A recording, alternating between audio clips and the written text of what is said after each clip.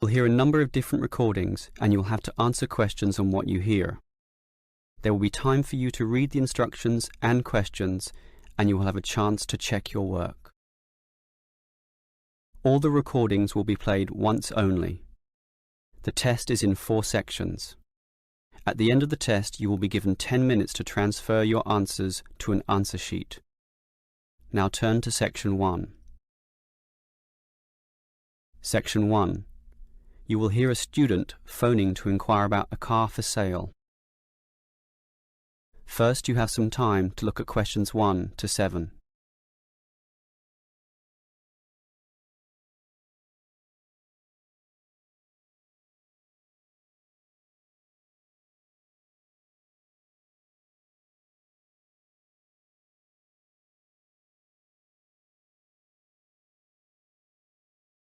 Now we shall begin. You should answer the questions as you listen, because you will not hear the recording a second time. Listen carefully and answer questions 1 to 7. Hello, can I speak to... the advert doesn't give a name. Well, the name is Bob, and I guess this call is about the car I'm selling, right? Yes, my name's Francis, and I'm definitely interested. You'll like my car then. Clean, neat, nice. What sort is it? Oh, the original model was called an Echo. You know, like the echo a sound can make. But then they changed the name to Yaris just before I bought it. Yaris. I don't know why. I liked the old name, and it's the same car, but that's what it's called. So, what's the colour? The ad says it's cream-coloured. Like cream, then? Yeah, well, it's more of a yellow colour, actually. Not cream? No, I don't know why I said that. It's like a canary, and small like one, too. So, what about the power? How many cylinders does it have? 4 or 6?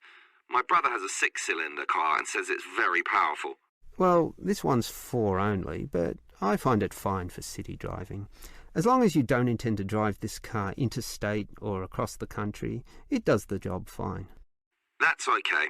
I just want the car basically for commuting to work and maybe some weekend trips. Is it 2-door or 4-door? I suppose it's not 4-door. The car's too small for that, right? Right, just 2 doors, as you say. The front seat bends forward to allow entry into the rear. That's fine by me. This car is just for my girlfriend and I anyway. What about accessories? Radio, CD player, anything else? Does it have an air conditioner? Well, no, it doesn't, but I don't find that a problem. I just open the window. I mean, if you really want, you can pay to have an AC installed. Basically, the only additional feature this car has is a radio, but it's still a great deal. That depends on the price. You say you want $12,800, right? Yep, about that. Well, obviously you expect the price to be reduced to an even figure, right? Well, I don't know. $12,000. 12,500, maybe. If you can lower it a bit, I'll come and have a look, okay? Okay. Let's say $12,400, but I won't lower it any more than that. Certainly not to $12,000. Well, if I can get that better price, I may come over this afternoon. But what year is this car? How old is it? My brother's got a 12-year-old car and it's showing problems. Well, my car was brand new only 3 years ago, but it still looks like it's only been 1 year on the road. Okay, that sounds good. Before you hear the rest of the conversation, you have some time to look at questions 8 to 10.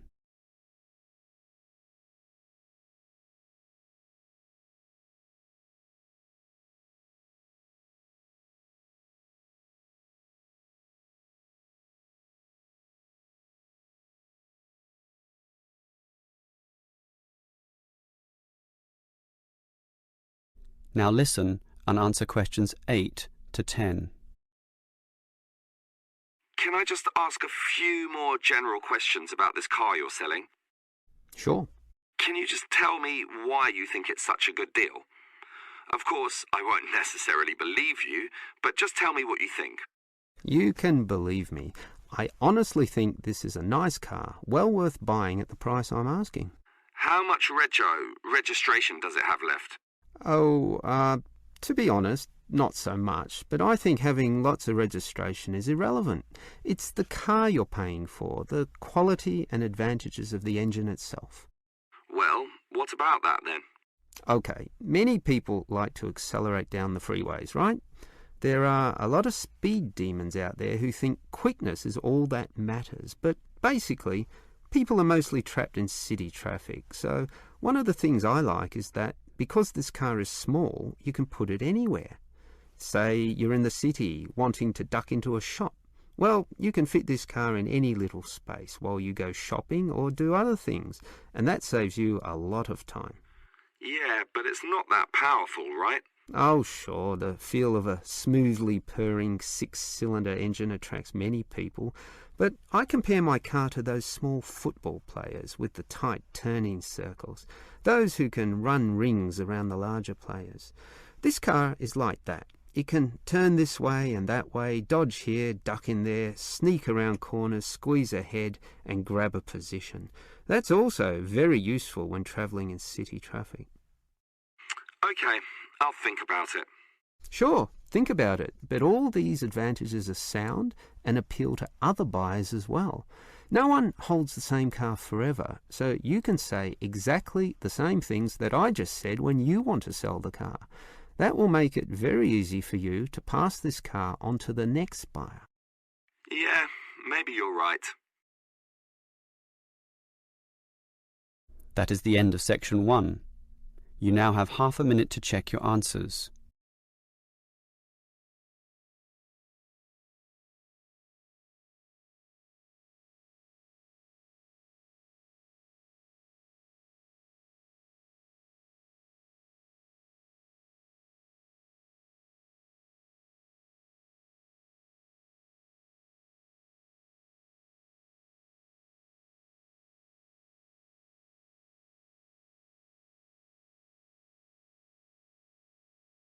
Now turn to section 2.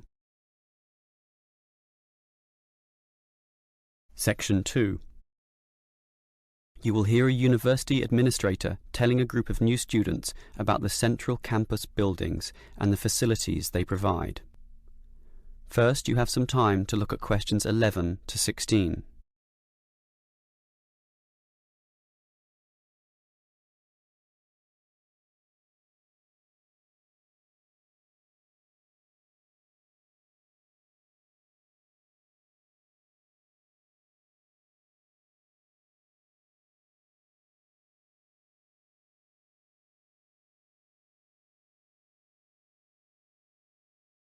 Now listen carefully and answer questions 11 to 16.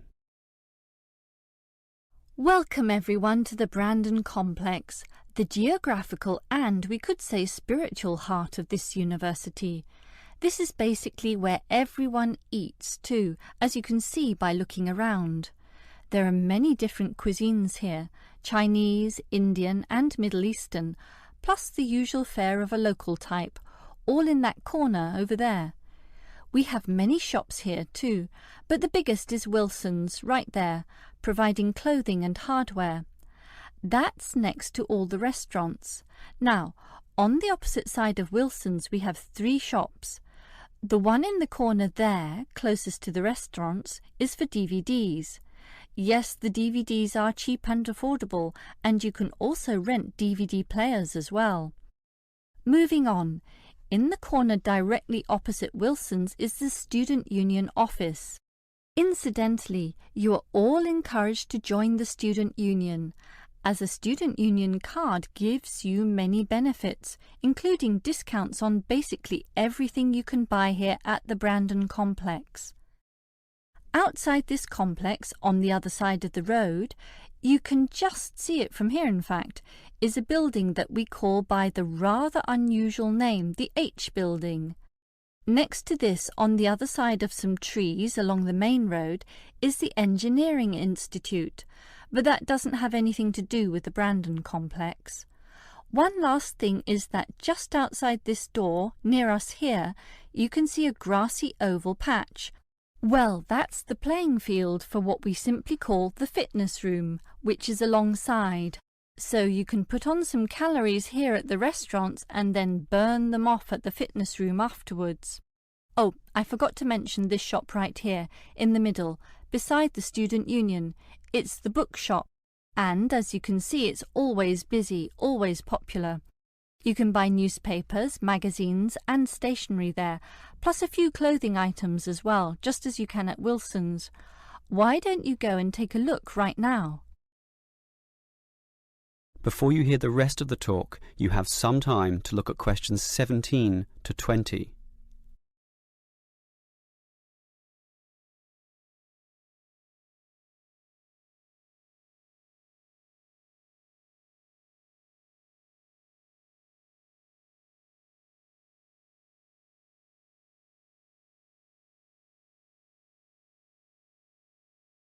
Now listen and answer questions 17 to 20.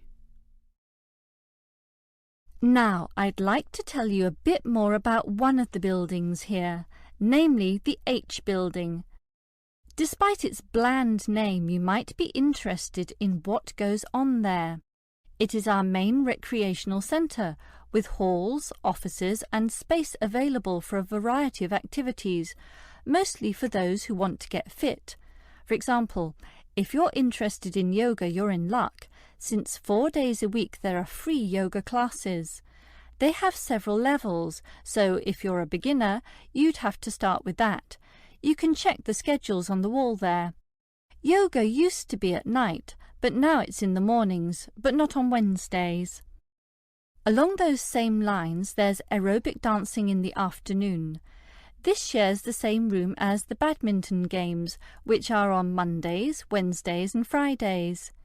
The aerobics are on the alternate days, Tuesdays and Thursdays, and it's not restricted at all. Everyone is welcome to join, although the instructor may divide you up, of course, according to ability. And, just to show how diverse the H building is, there's even some spiritual solace available there inside the multi-denominational prayer centre, with individual booths and a variety of holy scriptures and texts available to read from all the major religions of the world. That's open all day over the weekend, but not at night time, when the rooms are for private booking. Finally, for those of you of a cerebral nature, the University Chess Club operates at night. That's open from 8 p.m. every, is it Wednesday or Monday? No, sorry, Friday. And I think it closes at about 11:30 p.m. So, there's something for everyone in the H building. That is the end of section 2. You now have half a minute to check your answers.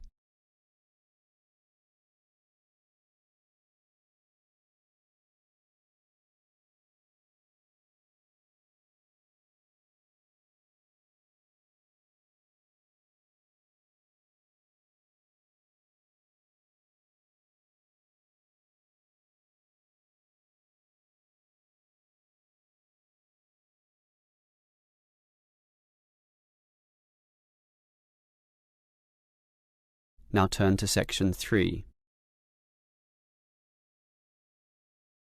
Section 3. You will hear 2 students, Dylan and Emily, discussing a presentation which they will have to make. First, you have some time to look at questions 21 to 24.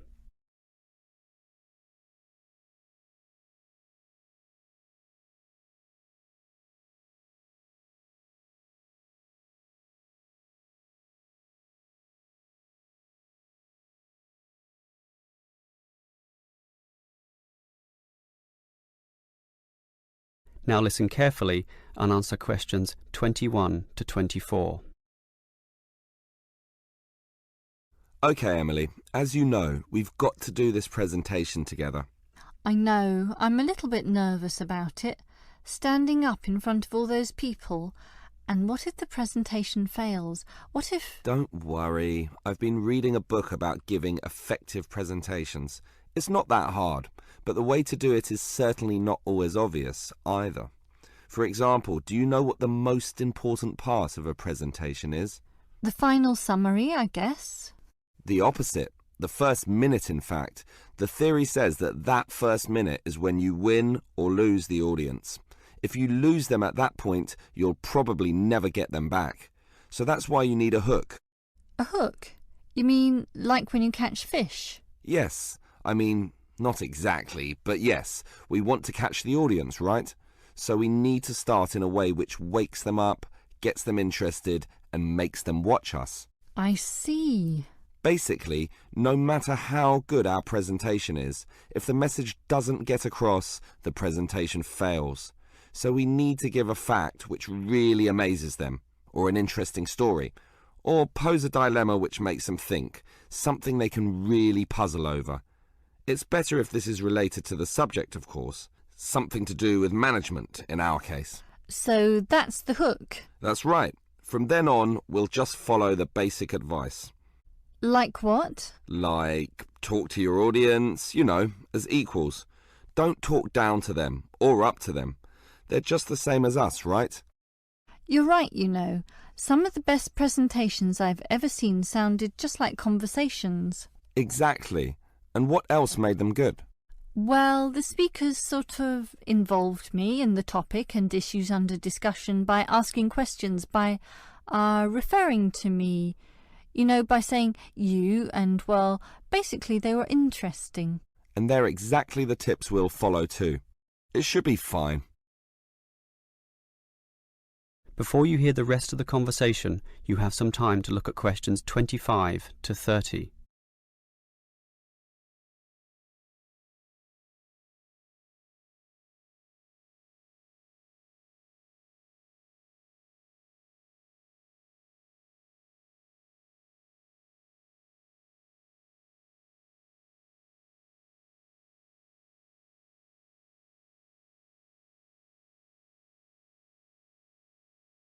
Now listen and answer questions 25 to 30.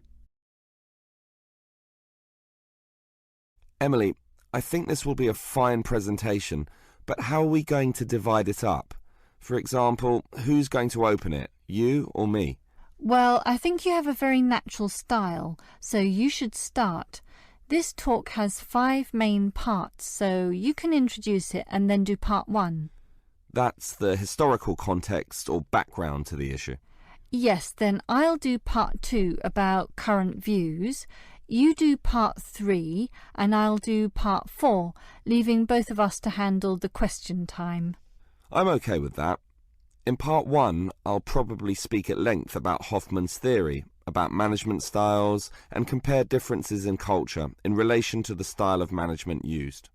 That sounds good. Those differences are important and certainly relevant to the current times. Hoffman makes some excellent points too on this issue.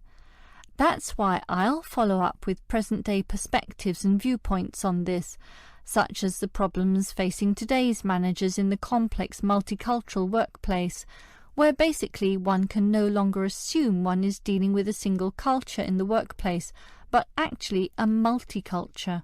That sounds good also. Then I'll take over, discussing the implications and problems of this. I suppose you'll look at the pluralist movement. Yeah, I was thinking about that, but then I changed my mind. I've decided I'll look at the productive diversity argument. It's more interesting anyway, so I'll go with that. Then I'll tell everyone what we've decided is the best business practice, or what is most likely to work in most situations, which is basically ignoring pluralism and productive diversity and linking everything back to Kotter's theory of human universals. Yes, the theory that argues modern management should target the universals of human nature. Right, and that leaves both of us to field questions at the end. Are there any questions we can predict so that we have some good answers ready? About resolving industrial disputes, for example? Well, I'd say that industrial democracy usually surprises people, so we should expect a lot of questions about that. Yes, the theory is that it increases productivity and reduces industrial delays. and results in better decision making. But that's all theory. Most people would think that industrial democracy is just about unworkable in practice. So let's be ready to explore that issue in some depth, as well as any other related topics, okay? Okay. That is the end of section 3. You now have half a minute to check your answers.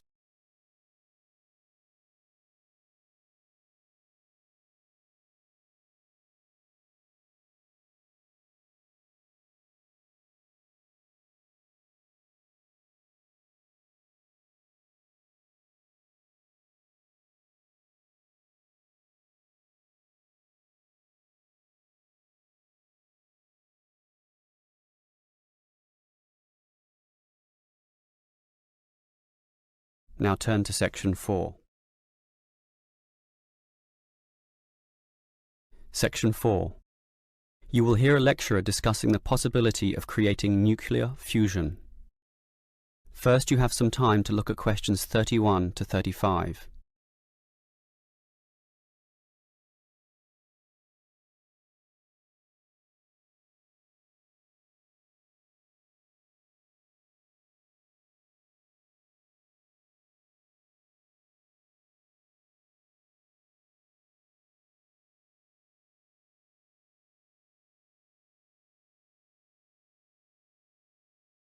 Now listen carefully and answer questions 31 to 35. We look at the sun, a huge ball streaming out essentially limitless energy into space, and we think about how we need that energy here on Earth. Our oil reserves are running out, coal burning causes much pollution, and nuclear energy has many dangers. But where does the sun itself get its energy? The answer is that the sun makes it using fusion, or, more specifically, in a hydrogen fusion process. There is no pollution, no radioactivity, no waste products, and we have plenty of hydrogen. So, hydrogen fusion seems the perfect answer to our energy needs, and scientists have long attempted to achieve it here on Earth. So what happens during this process? The first step is to make two light atomic particles approach. In the case of our sun, these are hydrogen particles, the lightest and also the easiest to deal with. However, the problem is that the nuclei of atoms have electric fields, and fusion between these particles is opposed by their similar electric charge. They most naturally repel each other, and the nuclei of all elements are exactly the same in this respect. Thus, in order to overcome this repulsion and force them together, in the second step, the particles are heated. The trouble is, you need a lot of heat, incredible temperatures of the sort only seen on the surface of the sun. This is many millions of degrees, far higher than the melting point of any known material. Still, the concept is simple. The hot, wildly moving particles, which are now called plasma, will crash into each other, resulting in the third step, the fusion into helium, which releases energy and begins a self-sustained process. Before you hear the rest of the lecture, you have some time to look at questions 36 to 40.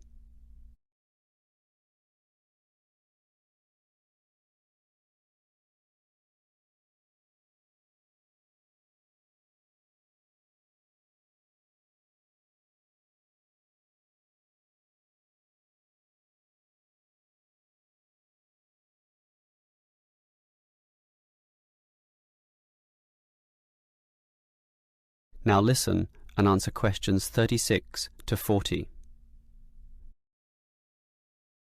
So, we know how fusion works. Thus, the big question is, can we create it here on Earth? We actually have the technology to superheat hydrogen into plasma, but no container on Earth can deal with those temperatures. Thus, we need to confine this superheated material so that it doesn't touch anything. For that, we need a special reactor, and most research has focused on an apparatus known as a tokamak system. That's Tokamak, an acronym from some Russian words meaning toroidal chamber with magnetic field. It's an apt name, since a very powerful magnetic field is used to confine and suspend the superhot plasma in the air so that it doesn't touch anything. This is possible only because this plasma has an electric charge, which interacts with the magnetic field. Of course, the walls of the fusion vessel will still get hot, very hot, and to avoid being melted, they must be cooled with a cryogenic system to intensely low temperatures. But now we are faced with the second problem. If we are to draw power from this system, the reaction must be continuous and controllable. However, when fusion begins, the plasma becomes unstable, and at these temperatures, that is a very serious situation. If we lose control, a disaster could result. Despite the obstacles, in 2010, a European device managed some success, but needed far more power to generate the fusion reaction than that produced from the fusion itself. Obviously then, it was not useful as a power source. More to the point, this system could only sustain a fusion reaction for a fraction of a second, yet, to self-sustain, the fusion needs to run for at least 10 seconds. And the future looks bleak. Unfortunately, most scientists predict that many decades will have to pass before fusion power can become a practical reality. That is the end of section 4.